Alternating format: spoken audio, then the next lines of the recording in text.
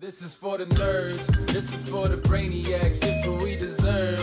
Go ahead and play it back, you ain't gonna touch me, you not gonna do nothing, you are not above me, I bet you wish you was me, I know that I know nerds. This is for the brainiacs, this what we deserve. Go ahead and play it back, I know that I know.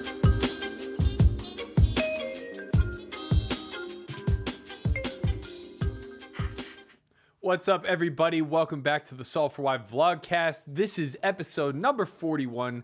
We only got 9 left in the chamber for season 2, coming up on 100 very quickly. I am joined always by my New Jersey friend, Little Poppy himself. Can't call you Big Poppy, there's only one. Christian Soto, hanging out in the Google headquarters, trying to buy the dip as hard as he possibly can. Who dressed you today? Who dressed you today? What are your clothes? But you look like the fucking Kool-Aid guy. Busted through brick walls and shit. I'm honorary red for the red candles today. These are the red candles of death. What does that mean? You just don't trade? You don't trade coins? These are red candles, and it's just bad. Everything's bad. I just hold with both fists. As tightly as I possibly can. I just hold. He's fucking killing This is a throwback, man. This is my college They're gonna fucking demonetize sophomore year. This shit. They're gonna what? They're gonna demonetize the channel. You saw a nipple. Oh, is it because of the guns? Is that why? No, I saw a nipple. No guns allowed? Oh god, this is like the Doug Polk channel right now. I'm just trying to get that. I'm trying to get that NRA sponsorship, bro. You know? Oh my god. This is gonna be a fucking show today. All right, well, welcome everybody to the S4Y channel. It's a sad day for the poker community today. Elon Musk has stolen, I think, like 100 million out of poker. It's only down 10%. What the fuck, bro? How much you think poker's down?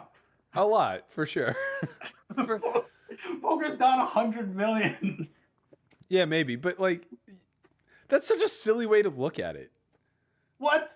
Like, you don't. The poker crypto market cap is down 100 million. But this is like such a dumb way to look at it. Nobody was selling. This is like talking about being peak upstuck. It's like, oh yeah, man, I'm so upstuck this session. Bro, people got wrecked. Dan told me he lost a lot. I mean, maybe people got shorted out in some spots, but like, yeah, but you can't say it that way because like most poker players are just holding coin. They're not trading. Yo, most poker players are degenerate. They're trading. I saw my man, tough conversations like, oh, I just started leveraging when the rock bad time. Yeah, but like that's not common. It's not like the majority of the poker players who own crypto. Told me he's down 120. That's just off of what he's holding, though. No. Well, you gotta put his business out there, man. No, allegedly. He just be telling me that because he thinks I'm with the IRS. Sure. But yeah, it's a bad day. Yeah, so obviously the wild shit. I mean, it's kind of related to poker just because so many people are in the game of crypto. But like, for those of you that don't know, living under a rock, don't hold crypto at all, don't care. We'll fill you in. Elon Musk is allegedly moving markets. I will say moving as a nice way to put it. Last night, he tweeted out that Bitcoin is bad for the environment and that Tesla will no longer be taking payment of Bitcoin, but he will not sell Tesla's Bitcoin. So he's keeping all of them that they sold after selling a 10% position 2 weeks ago. And then today, after causing a massive sell-off, the guy has a brilliant idea of saying that he is going to work with the Dogecoin development team. Development team that does not exist because the person that created Dogecoin quit the project and then started Qcoin, the trading platform. And now we're here. Upstuck as fuck. Y'all been there. Mm-hmm. For those of you that are watching or listening on Spotify, etc., we just put Elon's tweet up. It says working with Doge devs to improve system transaction efficiency, potentially promising. I don't know what this guy's talking about, man. All I know is there's some shady shit going on because 10 minutes before the Elon Musk tweet, for those of you that don't follow William Clemente III on Twitter, he posted the Glassnode graphs, and it showed like a massive inflow of Bitcoin 10 minutes before the Elon Musk tweet. So basically what you're saying is that there was a big influx onto an exchange where it was being sold at market value. Yeah, so as soon like they sold right before he tweets. Yeah. And then he tweets and the market dumps. Obviously, allegedly, they probably also shorted it on the other side. Right. So here we are. Super peak considerated. I probably lost 2 Range Rovers. And I didn't even know it was happening. Yesterday people were being rich, are you? Holy fuck. No, it's not about being rich. No, I lost. Bro, you must have lost like $500,000. I lost a lot of money, but like I didn't have it to begin with. Like you didn't lose anything. You were slamming a nice piece. Huh? No, I was playing the Bellagio game, and everybody's like, "Oh my god, Bitcoin is getting wrecked! Like it's incinerate," and I'm just like, "Who cares?" Like Chris K texts me, he goes, "I'm stuck 25K today." I go, "What game are you in?" He goes, "Bitcoin, man." And I'm like, "How are you stuck? That's not a thing. Like you didn't cash out." It's literally the equivalent of being up X amount in a game, not leaving, and then considering yourself losses if you lose or if you don't cash out the max. Like I started off yesterday up 37,000 in the game. I ended up losing 5K. Did I lose 5K or did I lose 42,000? You decide. It's different. It's not different. Your net worth is tied to something. My net worth is tied to everything I'm in action in. I promise you that. Saying. I get what you're saying. You're saying like, oh, you didn't cash out, so you're not necessarily reporting losses in these things. Right. I'm not looking at this as like, oh, my net worth just went down 3% or 5% or whatever. House, right? Sure. Let's say you buy a house, right? Yeah. House is worth $1 million. Then 2008 happens, and the house is no longer worth $1 million, but you didn't cash out, but your equity is fucking trash. Yeah, but that's the nature of markets, right? Especially volatile ones. But you didn't lose. You may have overpaid for the asset. That's possible. Yeah. Or the market can recorrect and your asset will then be worth its original value. Like, there's only good and bad buys when it comes to markets. Like, either you overpaid or you didn't, right? Either you are sharp in your investments or you're funny money. But like one way or the other, it's not about riding the dragon and calling yourself up or stuck dependent upon what the number is that day. We're all stuck. There's nobody's up. It's still 50K, man. Everybody is up infinite. Nah, bro. Listen, I'm down 2 Range Rovers. Easy from yesterday. From the day before yesterday. From your peak. You're down 2 Range Rovers from your peak, yes. But what are you up? 2 Range Rovers from what I was worth a couple days ago, right. Yes. But what were you? I just lost 2. Like okay, this. sure. But what are you up as far as since you bought your first coin? Yeah, since you bought your first coin. 1,000%? That's all part of the. That's all 10,000. 10,000%. That's all part of my investment in my life. So when you're winning, it's all about the collective. But when you're losing, like yesterday, it's like me saying like you're like, oh, I'm stuck 100 in this game, or like I lost 100 in this game, and I hit you with the how much are you up in your career? Yeah. Like, have you cashed out in your career? Like, no, bro, we're stuck right now. You gotta feel for the people, bro. Be empathetic. Mm-hmm. Like, there's minorities that are stuck right now. We're trying to come up. I'm here trying to come up. Look at this. William Clemente III, he ain't messing around. He's trying to bring the calm to the people, saying, hey, since the dip, 460 million of Tether has been printed, and 650 million has been moved onto the exchange. So the sharps are probably going to be in shopping season right now. You buying the dip? You buying the dip? I'm gonna take out a loan or something.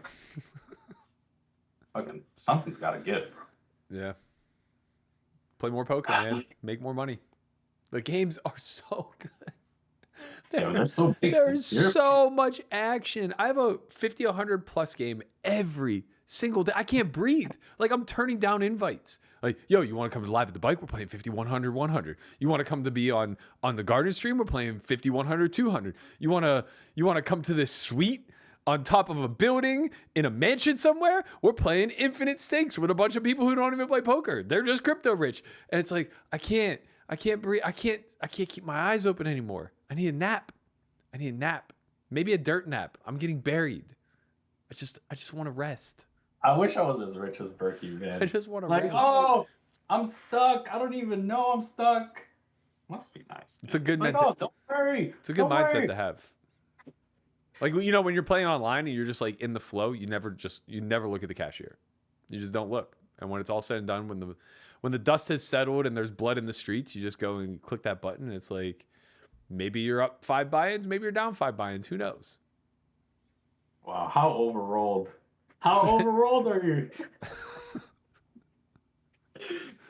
Berkey's super overrolled. Just like, oh yeah, I mean, you know, I'll never bust the account, so it doesn't matter. It depends on if Elon keeps tweeting or not. Oh my God. All right. A couple other things going on. It's kind of a feel-good story.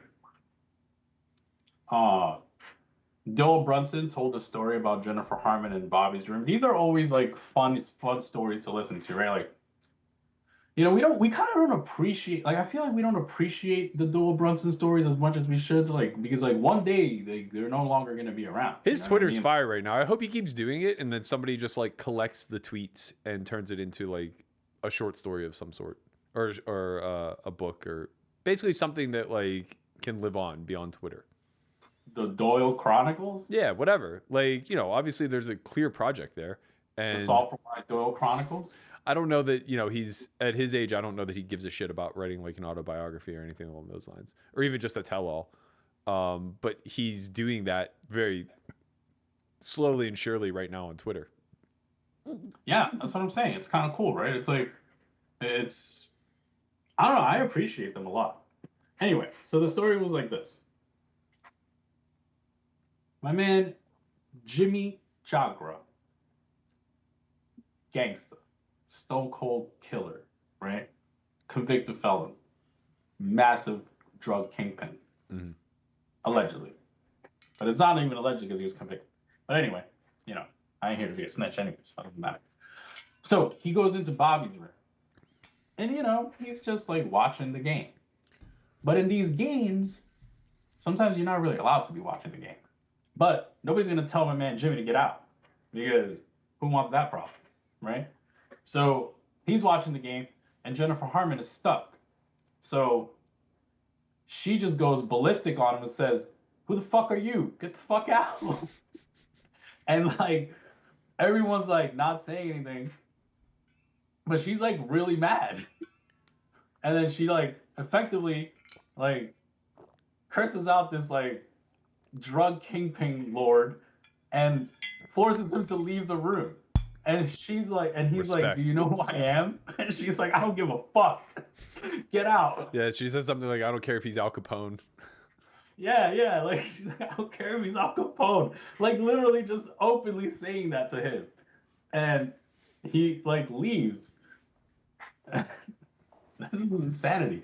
But what, you know, the main thing about these stories is like, it's not even this story. It's just kind of, it's so, when you're in that kind of world, there's so many stories, right? Like, and it just fascinates me because I ended up texting her like when Doyle tweeted this, and I was like, "Is this real?" And she's like, "Yeah, but I was actually a little scared." Like, but she's like, "But I was so tilted that like it took over." Because it makes sense, right? It's like, think about it. You're stuck like piles, you know? Like, I know you think like, "Oh, you're not stuck until you leave." But us humans, like, we're stuck piles and we're mad.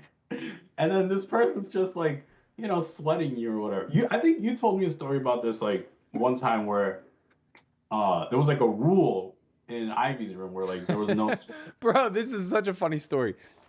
So when we would play in Ivy's room, there were a lot of characters and they would often have girls around them. So there was plenty of times where like girls or females would come into the room and they would just like sit behind somebody and they would sweat.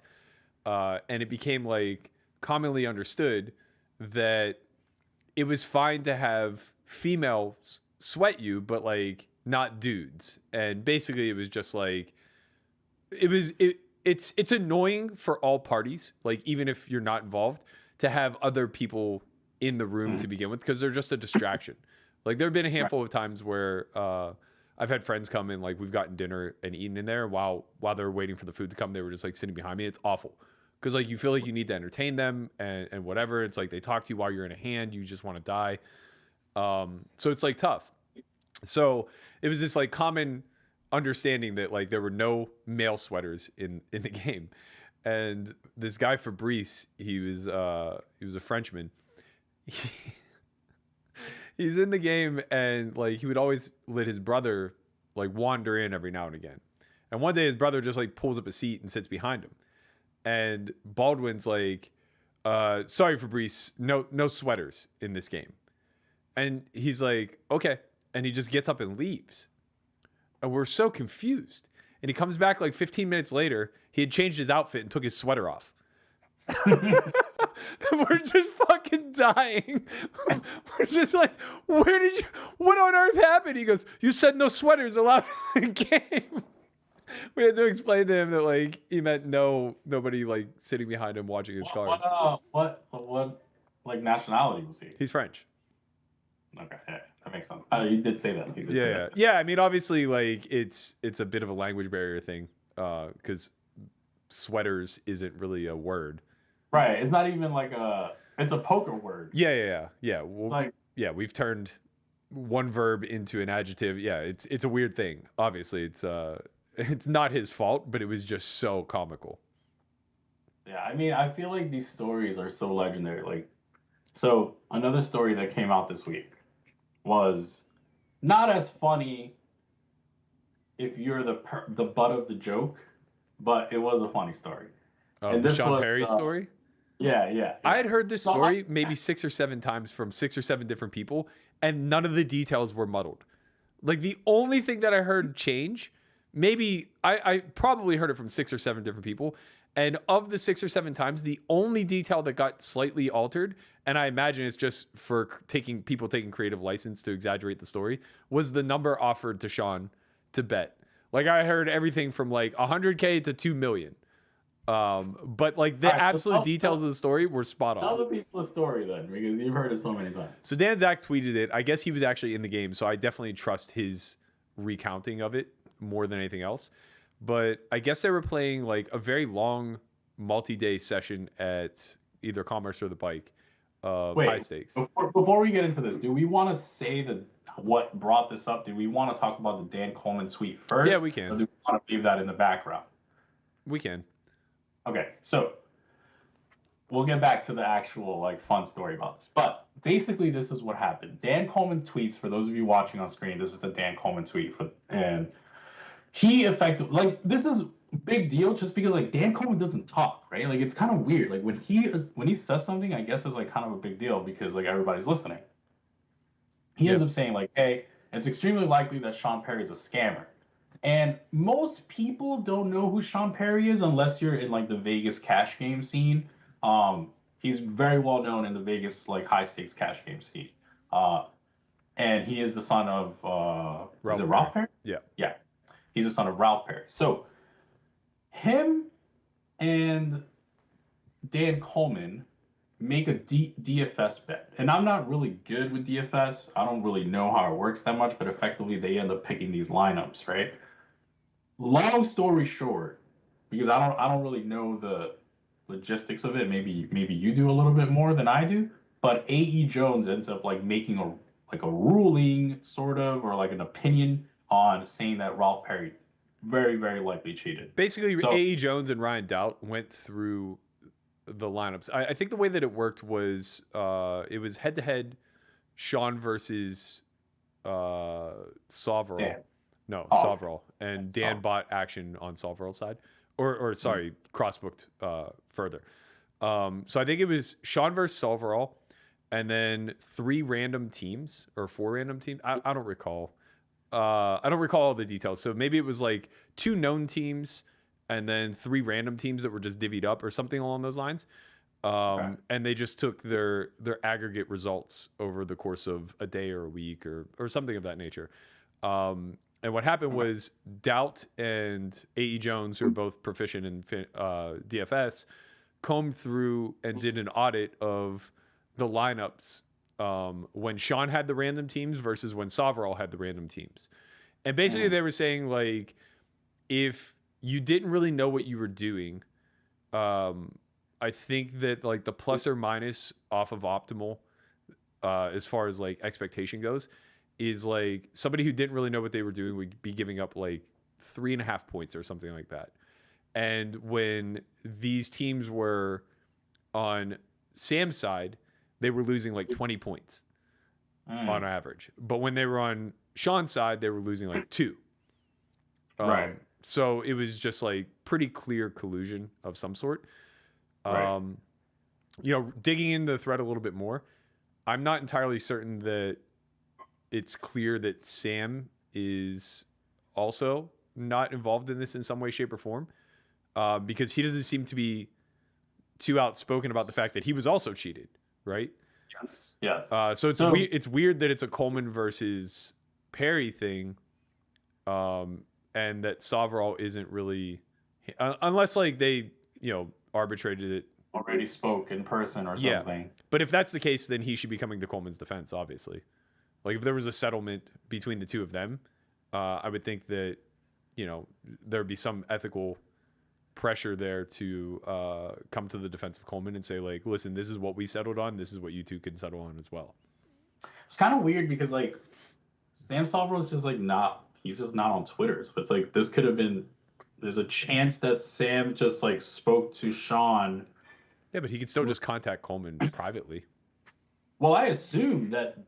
Oh yeah, I see what you're saying. I just basically what I'm saying is it could have been resolved. I assumed that they were kind of boys. Who, Sam like and Sean? No, like Sam Sovereign and Dan, because no, I think Sam and Sean are. Wait a second.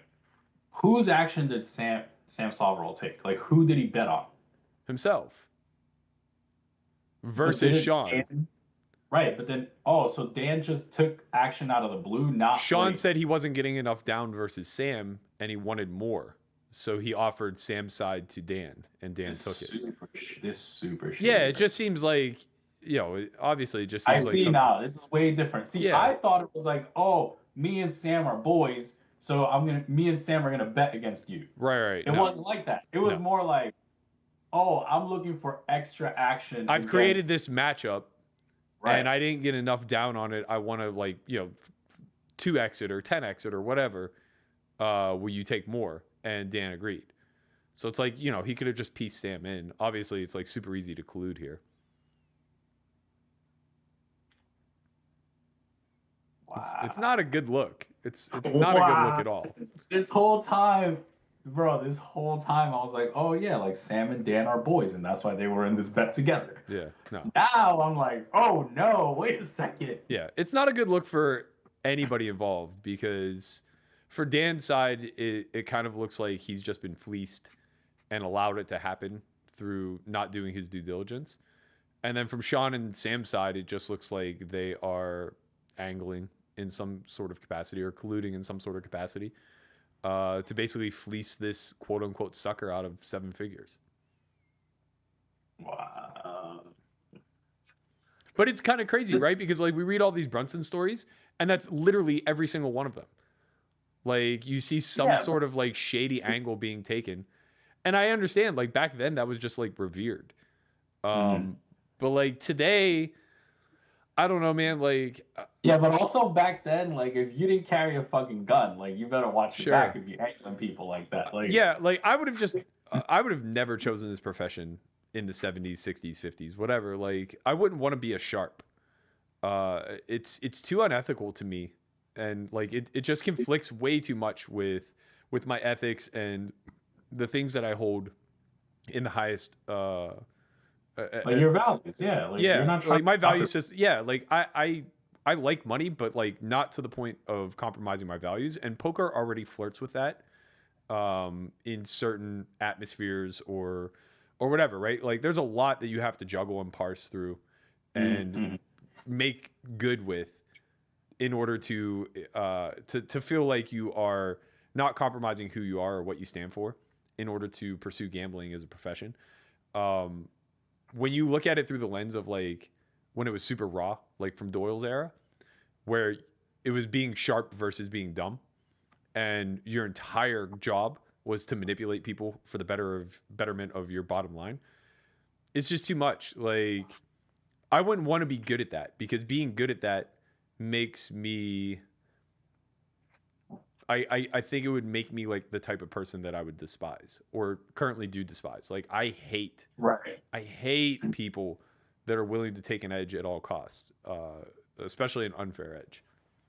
Yeah, I think even like when I was coming up, you used to tell me things like that, like because like I grew up, I had like two groups of poker friends, right? And like one group was like the super sharp, like not like always taking every single edge, and then you who like didn't do that, right? And it was like I was like, wait, like aren't we supposed to just take every edge? Isn't that how we make money? Like we just make money by him making mistakes, right? That's how it was always pitched to me. It's like if he makes a mistake, you capitalize on the mistake. That's it, right? Like at the end of the day, like that's how you make money. That's how you get rich.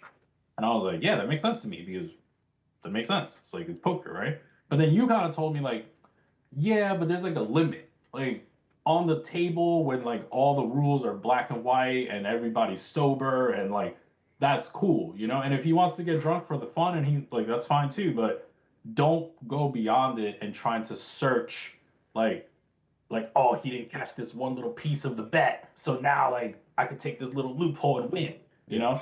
And it was like, so yeah, I mean, I kind of feel bad for Dan because I feel like this whole time he always had this like bad taste about poker, This and just now confirms it. yeah, it's like now this is even worse. Now it's like, man, I knew you guys were all like kind of fucked up, and I don't know the whole details, right? Like we don't know Sean Perry's side. We only know Dan's side. Yeah. But The evidence is pretty damning. But yeah, I agree. Sean hasn't been very vocal and hasn't really come out to defend himself. I don't think he cares to either, right? Like, because this is the thing. This type of stuff doesn't get policed or punished. It just becomes another story. And we talk about it, and, you know, people may look at Sean a little bit differently, but he's not out of action by any stretch. You know, he's not going to be condemned in a community full of edge seekers, gamblers, and degenerates, right? People will just be more careful when doing business with him. And that's fine. I think that's, you know, it's not a good result for Dan, but him coming out and letting everybody know is a good result for the community. yeah, I assume it doesn't change Dan's life in any way because I mean, 7 figures is 7 figures. I don't care what you're worth. no, I agree. I'm no, not saying like it's not a big loss, but like when he made the bet, knowing that there's a chance he loses the bet, right? Yeah. So it's like I assume like obviously Dan has a history of being like kind of a degen, so you know there is a chance that this is like affecting him more than it should. Mm-hmm. But what I'm saying is he was definitely okay with losing this money like a decent frequency of the time. Sure. And you know, like I assume he's gonna be fine. If not, you know, just get back on the felt, Dan. Like we want to see you. Like I want to see Dan Coleman in high stakes poker. You know, I want to see it. You know, he played a big hand versus receiver one time. Made a big fold with Really aces. sick fold, yeah. Yeah, like we want to see some of that. Where you at, bro? Like, just at the beach flexing your muscles and shit. Like, bro, steroids are legal in fucking Mexico too. I found out. Okay. I'm just saying. I'm starting to look at these guys different, man. A lot of these like online heads, they go to Mexico, come back jacked. Coleman's And not I jacked. know what's going on. He's very lean and thin. Bro, there was a summer there was one summer he came back and I saw him in Florida and I'm like, what the fuck? That's not Dan Coleman. Yeah, well, when He your had a best friend's shirt. Olivier Busquet, you find a way to get your ass in shape. No. Listen, this is the fold actually. For those of you watching on video, this hand was insane. Like we can't play the video because then Poker Central might they might get mad at us. But for those of you, search that hand. It's a really sick hand actually. It's like one of the best hands from the Super High Roller Cash game. But yeah, I mean, it's legal out there. I'm figuring it out. All these guys that used to play online poker, they go to fucking Mexico to they can play the scoop. Yeah, right. I figured it out, bro. I went to Mexico, bro. Everybody was jacked. Everybody, literally everybody. I went to the gym. It was a juice gym. Sure. It was a juice gym. I've never been to a juice gym. That's a juice gym. The girls were jacked. Like not like the girls had bigger arms than you, bro. Good for you them. In there, you small. You small in there, bro. I'm small everywhere. I'm not a big guy. Nah, but in there, that shit was a juice gym, bro. You go in the bathroom, they just like shoot you up and you go out. It's just there's a line. Whoop, whoop. Did you get the good stuff? You heard A-Rod bought the Timberwolves? Stop. I'm serious. Breaking news today. Why? What the fuck does he know about basketball? Bro, he's rich. Who knows? I hate A-Rod. He is like one of the he's so easy to detest. He's just like such a terrible person. Dominicans don't like A-Rod. I told you the story already. Yeah. I can see why. It's because he didn't want to play for the Dominican team. That's what happened. Yeah, but that's like his personality in a nutshell. It's just like he's such a I don't know, man. I hate to call him a wannabe because he's there. Like he is elite. He's definitely in rare air, but you could tell that like that's what takes precedence in his life. You heard Ben Affleck going out with J-Lo again? Yeah, I saw that. They got out of a car together or whatever in LA. Bro, Ben Affleck, bro. That guy's doing that up. He bets big on ACR. Does he? Yeah, bro. He's like. Oh, you mean sports? No. Poker? Mm-hmm. Oh wow, I didn't know. I didn't know he played.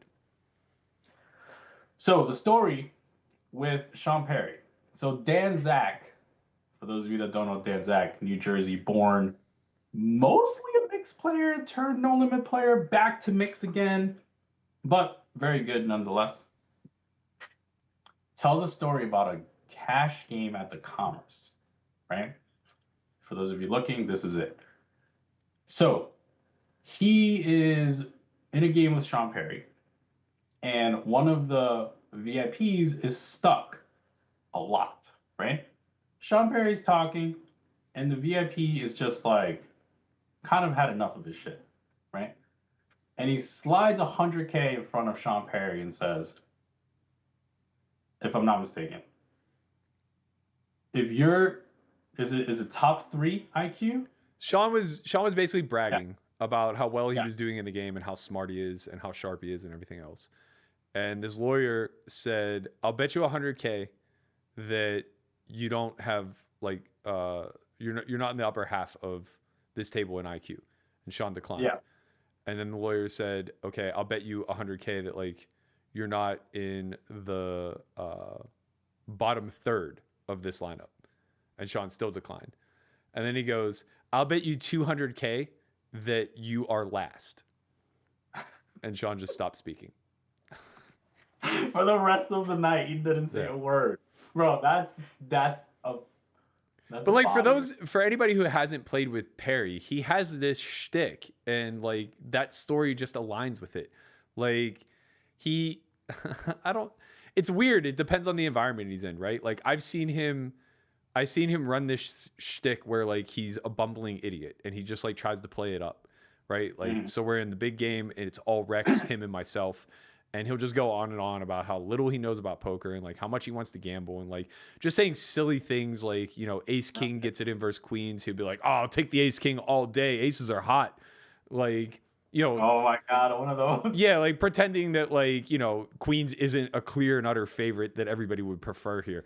Like, you know, basically making statements that like he would never back up. Like, oh, I'll bet double on the side that ace king wins. And It's like, come on, like this is silly. Like you would never do these things. Nobody thinks you're an idiot. You did win tournaments. It wasn't an accident. But he really plays up the I'm just a young kid with a trust fund who is into real estate shtick a lot. Bro, his dad was a poker player. Like he's probably we know. learned Everybody knows. Like everyone knows it's a hustle. And then the alternative shtick is I'm the fucking greatest. I'm young, I'm rich, I'm attractive, I am the best at this fucking game. And that's what you're gonna see in games where it's like more reggy. It could be like weaker regs, whatever. So I imagine that this game at LA or in LA was like maybe this lawyer and one or two others, but mostly just like guys like Dan Zach, right? And Perry's running well, so like he's leaning heavily into that shtick of like I'm so smart, you guys suck, and just it was like Dan, Zach, Garrett, Adelstein, like the lawyer, like Andy, like smart guys, like. Yeah. So yeah, he probably just like really. Ralph was there. Ralph Wong was there. Yeah. Like, so he probably just like really leaned heavily into the whole. I know something you guys don't know type of deal, and like I get it, man. It's tilting to listen to. The dumb routine tilts me way worse. I used to just like, I couldn't take it. I would be like, listen, stop it. Just stop it. Stop pandering to everybody. Like nobody's an idiot in this room. Everybody here is super high intellect. That's how they all got rich. And there have been times where like he would like leave the room or whatever, and I'd just be like, what are you guys doing? Like, how can you tolerate this? And they'd be like, would you rather he didn't have a seat? And I'm like, well, no, obviously I want him to have a seat, but I just want him to like, stop treating you all like a bunch of goobers. I don't understand how you guys can tolerate it. But I mean, it's the nature of the hustle of high stakes, especially in the private world where it's like you have to be providing some sort of value. And when Sean was playing those games, the value he was providing was just going off. He was just popping off for piles. But it secured him a seat for life. And my understanding is that he's like doing pretty well in those games now. So, it's kind of the paying it forward. Sick high roller tournament run in the recent weeks. Yeah. Like he's probably up a lot just on tournaments. I don't know how he's doing in cash games or plus anything, crypto. He does a lot of betting in crypto. Plus Dan. Yeah, gets a nice 7-figure influx there. But yeah, he does a lot in the crypto space. So I'm sure that like he's printing money in some sort Listen, of man, if somebody stole $1 million, like who's Dan's friends? Listen, Dan, we'll talk to you real quick. Me and you, mano a mano. If I was your friend right now, you got to look at who your friends are right now. Because if my man's got a milli ball stolen from him, like I'm coming for like this guy's knees. Like there's no way I'm gonna let my man's just get milli balled, and I'm just gonna see homie at Bellagio the next day. Like that doesn't fly like that. That's not how white collar crime works. Then we can't do this white collar shit. Like now poker's white collar, so now people get stolen. Oh, it is when you're talking about 7 figures.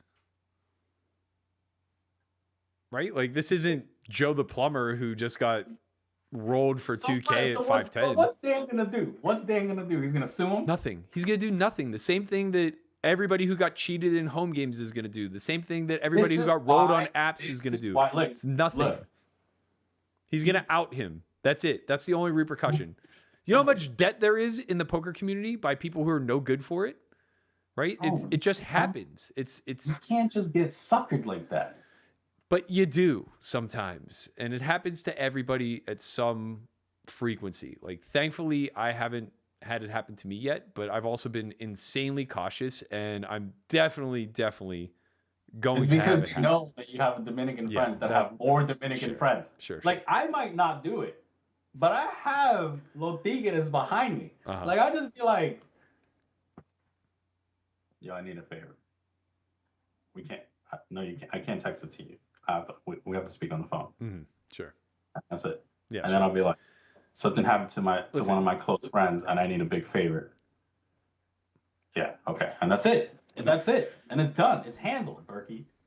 The thing is that it happens if you are putting yourself out there for high risk, high reward situations, and you just take it on, right? Like, Sometimes you're going to get cheated. Sometimes you're going to get slow paid. Sometimes you're not going to get paid. Sometimes there's going to be collusion that you have to overcome. There are a lot of hurdles that we all kind of accept and understand and look out for anytime that we are entering some sort of business endeavor in this community. And Dan did the right thing by outing him because he's looking out for future people who will be put into a situation to take action. Just like game runners who don't pay, just like games that are potentially cheated.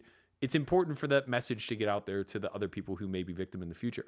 But there's nothing that is going to recoup those assets because the fact of the matter is you can't squeeze blood from a turnip. Most of the time when this happens, the person who stole ultimately punts it off. Now, Sean might have the money, but it doesn't seem like it's very, I don't know. It doesn't seem like there's a lot of outside pressure on him to make good, right? It just kind of turned into a meme where everybody just shrugged and said, LOL, Sean Perry, right? So you just live with it. You just live with the results. And that sucks. But when you're out there really risking hard, that shit's going to happen. Like, it hasn't happened to me really because I don't put myself out there that much. I don't really play home games. I don't really play much on the apps. I'm in trusted environments almost always. So the worst thing that's probably happened to me in my career is I've been cheated, but like, I'm not even conscious of it, right? There's a couple spots where like there Possible. was like, you know, possible, but also like early app games, like very early. I'm almost certain that I got cheated on what was the first app game? I don't even remember. It was so long ago. It was the Chinese app game. Yeah. But yeah, I'm pretty sure I was cheated on there by like not Poker King. It was something else. But anyway, I'm pretty sure I was cheated on there for 30 or 40K by collusion ring. But like, nah, it was a bigger number. It was a big number. It was like 100 and change. I remember. I think that was converted though. Okay, I mean, you would know more than me. I honestly don't know. Oh, Poker Masters. I remember the number. It was a big number, and then like a close friend of ours like was the connect. And like I remember you sending the money to him, and then he paid it. Yeah. I was like, but yeah, it's like that probably happened, but again, we don't have any empirical proof. The apostle thing happened, and we don't have proof beyond the shadow of a doubt. But like, we're pretty confident that we were cheated. But like, it was a small number. I lost like 2,500 in that game. Although EV adjusted, given like what I lost to Apostle himself, I probably lost more like 20K.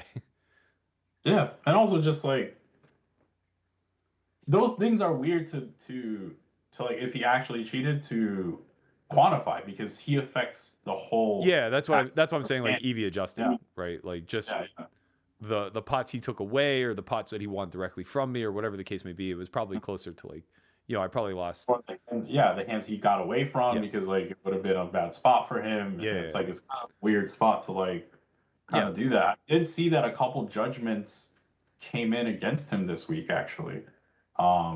One for the poker fraud alert. He lost like a 26K judgment for legal fees. I believe Angry Pollock's judgment comes in next week. Yeah. Basically, just all that's happening is the anti-slap is being upheld. So he's going to owe the legal fees, but he can't pay. So again, it's the same thing, right? It's just like, so he's been proven guilty of this whole thing, but like, doesn't matter. It'll fuck him for life. It'll follow him. He'll have debt. But like, they're never recouping their legal fees. That's crazy, man. There's a lot of crazy news. Like Molly Mall got arrested and shit. Like, oh, did he? I didn't know that. Yeah, he's convicted. He's going to jail for like 33 months or something. For what? Prostitution. Oh, again? Prostitution ring. Yeah. He had been arrested for that. I don't know if it was again. I think he was just like, I think this was like old. Oh, and now he's finally being sentenced. Yeah, exactly. And now he's just like finally being arrested. He was just like out on bail or something for all this time, like. Yeah, I mean. R.I.P. private games. That's crazy, right? Like, where do we live at? Like, this is crazy. Like, Elon Musk is like doing crazy shit. Like, he might get arrested one day. Who knows? And then like, Sean Perry's stealing money. Like, Jennifer Harman's telling drug dealers to fuck off. Like, COVID's over. Like, new world. No more masks. If you've been vaccinated, no more masks. That's crazy. Did you get your vaccine yet? I got the first one. When's the second one? Week? No, I got it last week, so 2.5 weeks or so, 3 weeks. I thought it was 2 weeks total. No, I thought it was one, and then like almost a month. Oh, maybe. I'm not sure. Last topic. Landon Tice, friend of the podcast and partner of the company, appeared on Poker After Dark. There it is. You see him with Ronnie Barda, Frank the Tank, Marley the Mouth, Alex Ding, and the one person that I remember watching, Ilya. But that was the first time I've watched them. So a very familiar lineup that we've come to know. Ronnie Barda made a bold statement this week on Twitter, saying he's going to make main event final table. He had like a streak of cashes, right? Yeah, I think he cashed 8 years in a row. That's fucking incredible. He's like the OG grinder. Yeah, he also like won a big tournament. Did he win? No, he didn't win. But yeah, like huge the Hard Rock. Maybe he chopped it or got second. But it was the Hard Rock in February. The $2 million guarantee. Maybe it might have been his biggest score of all time. I'm not sure, but I think it has to be up there. Yeah. Like I don't remember Ronnie winning ever like a big thing. I do. He went deep in the main the same year I did. I think he got like somewhere around the same place as me, somewhere between like 25th and 50th. So he probably got like $250,000 for that. I do see him at Bellagio all the time, like, but he plays limit. Yeah. So like we don't really cross paths a lot, but like sometimes he's like right there, like we say hi to each other or whatever. But obviously I don't play his game, but he seems like a pretty nice guy. He was the Landon Tice before Landon Tice existed. When I met Ronnie, it was like 2003, 2004 maybe at Turning Stone. And he was literally, this is no joke, he was friends with every winning player in poker. Every single one. Like he'd be like, yo, you know Below Above? Yeah, that's my boy. Like he was telling me that you got to do this, this, and this. He's like, yo, Johnny Backs? Yeah, I'm cool with Backs. Like, don't even sweat Backs. Like, just everyone. Ronnie was the master at networking. Like, just befriended literally every single poker player in the world and then plays limit. It's like, dude, what are you doing? You have the world at your fingertips. Maybe those games are good. You like clicking. Oh, I mean, back then I'm sure that they were super soft. That's crazy. So, okay. So Landon appears. Not much happened yet, but what do you expect to see? Like, how do you expect people to react to Landon on television? Hopefully positively. I think he carries himself really well. I think that, he doesn't play the most hands of anyone at the table, but he gets in the mix. He's not afraid to fire. I think that this first time on, he had a pretty boring session, if I recall. And I think that this is only a 2-part episode. So the fact that nothing really happened in the first means that you can't really expect too many fireworks. But I think it's good for him to get his feet wet in these live environments. I think it's really good for him to start getting some camera time, getting accustomed to being in front, like being a front facing person in the industry who is going to be in front of the camera a lot. It's really critical that he gets those reps in, I guess. It's also like one of those things where, he doesn't play live a lot. But it would be cool, like, if he and I went to Bellagio, because like it's a different, like, when you go to Bellagio, like, maybe not, I don't know how many people like approach you specifically because like you play like a game that's like a little bit removed from them, but like when I play 510, like a lot of the conversations with the Rex is like, oh, like I watch your podcast. Yeah, and that's like, always in Texas. Yeah, like a lot of it is like that. Like even the 1020, they're like, oh yeah, I watched the podcast. Like you guys talk mad shit. You crazy. Like, like it's just like, and it's cool.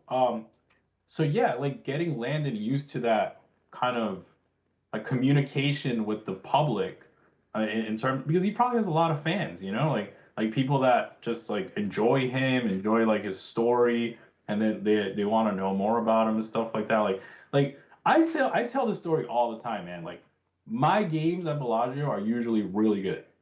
And it's not because like I don't even select. Like people sometimes move like Rex moved to the table because like they want to talk. You know, Yeah. they're like, oh, I listened to the podcast and like, oh, tell me about the story where like Berkey lost 5 million. Like, it's like, okay, I'll tell you. Like, you know, it's like, oh man, tell me some tips. Like, you know, like whatever. Like, and Conrad, he loves coming along because he knows my game's gonna be good. He's like, bro, it's incredible. Like, and I feel like that would happen to Landon too, where it's like, Yeah. his games would be filled with like a lot of kids his age that like maybe look up to him. You know, it's just like all these 2-5 kids that are like, oh man, Landon's here. Let me go play some. Let me take my shot. You know. Yeah. And you know, that's kind of fun. So I don't know. I kind of want to see him like as he progresses after this challenge. Of course, this is his main thing. Like after that, like, you know, maybe hit the streets. You know, hit some 10, 20, 25, 50 Bellagio. Are you implying that you'll be back in Vegas by that point? Me? Yeah. Bro, I'm coming back. Like I am waiting. I mean, I see everything from the location that I'm at on the ground at Google. What are you waiting for? Bro, why are you always pressuring me, man? Because there's money in the streets. Yeah, it's too big, bro. You guys are playing nosebleed. You're talking about 5,100 is not too. All I've heard for like the last 8 years is like, I'm gonna smash these guys, man. Like, just let me get in there. Just let me get in there and play a little 5,100. Well, it's just there. It's there. There's literally game. You can actually game select. There are that many games right now. Game select 5,100. There are literally that many games right now where it's just like there are options.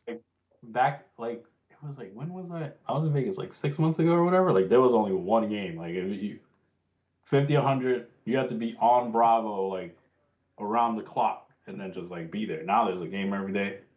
Every day. Multiple games every day. Must be Sometimes nice. multiple. How much money? I need to raise a lot of money, man. You're rich. I'm not moving my money like that. Like, I'm not, you know, next thing I know, like it's all gone. Take out a loan. You'll be okay. Not financial advice. I'm gonna search for some. See who wants a little bit of my action. See what happens. You know. It's incredible. It's incredible that you could be worth the amount of money that you're worth and still not want to just have all of your own action. Like the EV that you've given away to friends and backers is just maddening. This is how you stay alive, man. They'll forever put me in. Sure. I'll never be out of action in poker. I'm forever in. But if that's true, then you're just like free rolling on your own dime. Like you could just shot take your balls off. This is how you go broke. Like, but if you go broke, it doesn't matter. You're in action. No, you can never be broke. Your life is different. Like you're stash like, 100K away, you'll be just fine. Your cost of living is like cents. It's like it costs you like $15,000 a year to live the lifestyle you're accustomed to. Yeah, but I want to grow, Berk. I want to live. You know, like my vision is like, okay, when I'm 40, I want to be good. Like I want to be real good. Like I don't want to like I want to drive a Maserati like you, Berk. You know, I want a nice $1 million house. It's cheap. Nah. I look up to you, Berk. You know, you have $1 million house, you have a Maserati. You're doing good, bro. Like, you know, that's what we need. Us Dominicans, you know, we coming up. You know why I have those things? Because if I had to trade them in tomorrow for a broken down piece of shit and a cabin in the woods, I would probably be just fine. That's why. That's what I'm doing, Berk. I don't have a car. I don't have a house. You don't have a license. I don't even have a license, Berk. I'm just here, like grinding, like, you know, staying low, you know, picking my spots. Yeah, but that means you got to shot take your balls off.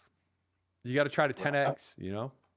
I am the shot taking king. Yeah. Put it to use. All right. Well, I don't know what next week will hold, everybody. But if you're in crypto, I wish you well. If you're in poker, shot take your balls off, like Berkey says. And with that said, for myself, Christian Soto, for my co-host, Matt Berkey, good night and good luck.